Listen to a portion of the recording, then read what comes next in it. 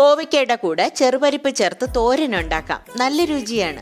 1 spoon വെളിച്ചെണ്ണ ചൂടാകുമ്പോൾ കടുക് പൊട്ടിച്ച് കറിവേപ്പില, 5 വെളുത്തുള്ളി, 1 കപ്പ് ചോപ്പ് ചെയ്ത സവാള, പാകത്തിന് ഉപ്പ് കൂടെ ചേർത്ത് വഴറ്റാം. ഉള്ളിയുടെ നിറമൊന്നും മാറണ്ട. അതിനു മുമ്പ് തന്നെ 100 ഗ്രാം കോവയ്ക്ക എടുത്ത് തീരെ കനം കുറച്ചതായി ഇതുപോലെ മുറിച്ച് ചേർക്കാം. നല്ലൊരു മിക്സിങ്. എന്നിട്ട് അടച്ചു വെച്ച് ലോ ഫ്ലെയിമിൽ കുക്ക് ചെയ്യാം. ഒട്ടും വെള്ളം ചേർക്കാതിരിക്കാനും പ്രത്യേകം ശ്രദ്ധിക്കണേ. ഒരു 10 മിനിറ്റിനുള്ളിൽ കോവയ്ക്ക കുക്കാവും. ഇനി അതിൽ 2 സ്പൂൺ ചെറുപരിപ്പ് കുക്ക് ചെയ്ത് ചേർക്കണം. കൂടെ തന്നെ 1 കപ്പ് തേങ്ങ, 1/2 സ്പൂൺ ജീരകം, 1/4 സ്പൂൺ മഞ്ഞൾപ്പൊടി, 1 വെളുത്തുള്ളി, 3 ഉണക്കമുളക് കൂടെ ചേർത്ത് ചതച്ച് ചേർത്ത് ഇപ്പം മിക്സ് ചെയ്യേണ്ട.